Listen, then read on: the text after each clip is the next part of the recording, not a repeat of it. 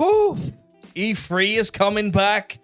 People are purchasing development studios. It's a bit of a chunky week this week in the news, guys, to say the least. We're not covering too many stories, to say the least, but we are covering the ones that are the most important. So it's time for us to give you the most important news stories this week in entertainment and gaming in under 15 minutes. It's time for the INFOBYTE, guys. Let's go.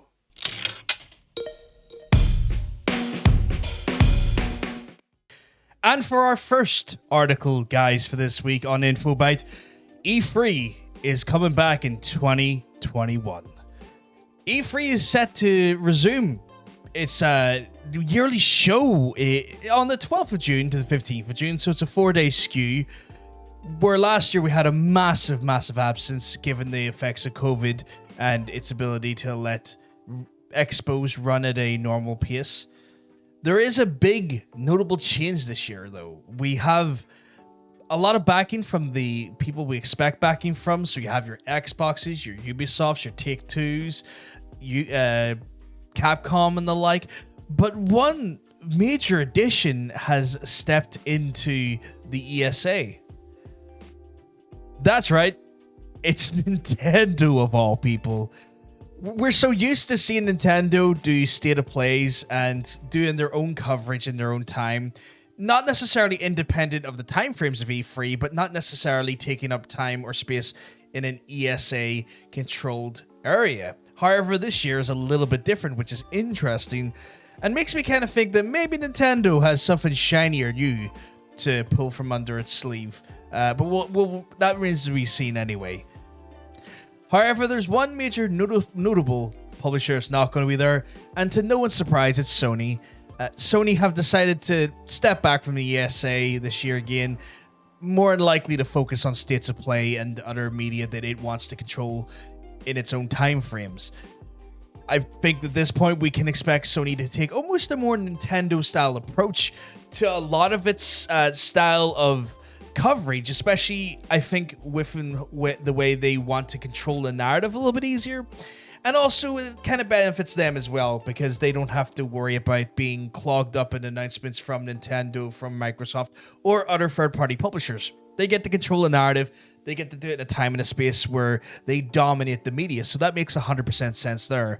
However, there was one thing that was rumored and noted for this E3 this year, and that was that there at one point someone in the ESA was considering, and don't get me started how annoying this could be, but putting paywalls up onto E3.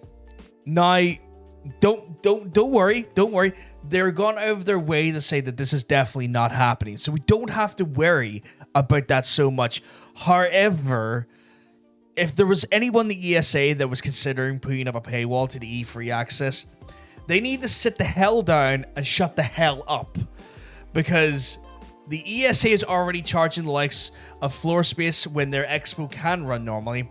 And at this point, it'll be screen time to the likes of publishers like Capcom and Take-Two and Xbox and Nintendo, etc. for that time and that space. To charge the general consumer to watch E3 would be a travesty in my mind, especially considering it's basically a mass advertising machine when it comes to the digital space. It would have went down like a lead balloon if you had to ask me, and it would have people like myself very, very pissed off. So the person who is considering that in the ESA needs to sit the hell down. Thankfully, though, that's not the case. We're not going to have to pay for E3 coverage this year. But it was a bit concerning, to say the least, when I read into the reports. This begs the question, though, with E3 finally coming back in 2021, are you actually excited for some big, chunky gaming announcements? Or are you not so much fussed on it? Do you just kind of catch little sort of maybe news articles here and there? Maybe watch stuff like INFOBYTE to get the information and news on things like E3? And if you are somebody who's going to watch E3 live, would you consider paying the paywall? I know I wouldn't, but I would like to know if you guys would even consider it. Why don't you let us know in the comments down below? And if you're ready for the second big chonker of news this week, well, we've got it for you. Embracer is just bought over Gearbox Entertainment. That's right. Someone has just bought over Gearbox Entertainment, and I can't believe it either. But let's get into it. So, Embracer have just spent 1.3 billion purchasing the developer of the noted game Borderlands, among the noted developer of a few other stinkers, such as Alien Colonial Marines and Godfall. But yes, $1.3 billion, has just been passed to the owners of Gearbox Entertainment. And this adds to Embracer's already stacked skew of developers and publishers. They've already been noted to own THQ Nordic, which is the conglomerate of studios and assets that were not piecemealed out to other studios and other publishers in the fall of the original THQ. We also have Deep Silver, who are the developers of, I want to say, Red Faction, as well as Saints Row being already owned by Embracer.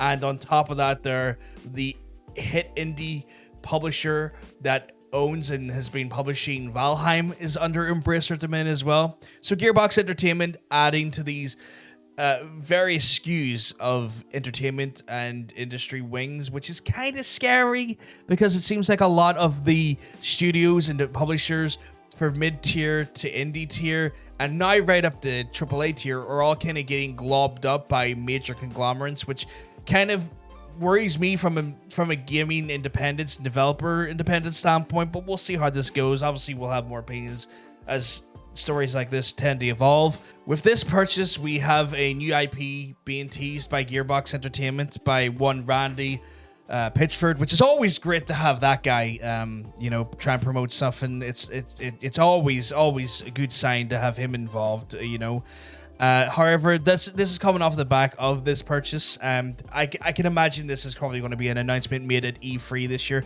Not that we had an E3 this year, as we just mentioned in the previous story. However, the 1.3 billion purchase is not too straightforward by the looks of things. So my understanding is that they've got a lump sum paid up front, but it's not to the total attunement of the 1.3 billion. They've been set milestones by Embracer to achieve certain metrics by certain timeframes to get the full 1.3 billion. I believe there's a 715 million just based on these milestones alone. So this could be really interesting going forward. It's not like a straight purchase that Microsoft kind of used with Bethesda. This is a whole different new way of purchase, or a new purchasing model to my mind anyway, when it comes to the studios. So we'll see how this has to develop. Obviously, we'll follow up as we know more and as these milestones are or are not hit. But given how Gearbox's performance has been in the last 10 years, it's kind of hit and miss. They haven't really been winning over gamers or critics' hearts and minds with some of their releases. Yes, they released Borderlands, which is a critical success and for the most part a fan success as well. However, they are the developer that also released Godfall to really middling reviews and middling performance for the PS5 last year, and are the publisher that kind of bungled up Alien Colonial Marines and got sued by Sega for it. So it's hard to say where this is going to go. This is all compacted with the literal controversy magnet that is Randy Pitchford. And I could go into hours, and I mean this, I could go into hours detailing the ins and outs of Randy Pitchford's very dubious career and his decisions he's made in his career, but I don't want to take up too much time. I don't want to get into it for now. That could be a talking point for later if people want me to, but just to say it's not exactly the most sensible or straightforward of our concerns or approaches. So, are you a fan of Gearbox Entertainment, or would you be looking forward to this new IP? Is it something that you're going to be excited to see? Why don't you sound off in the comments section down below and let us know? We can discuss it there.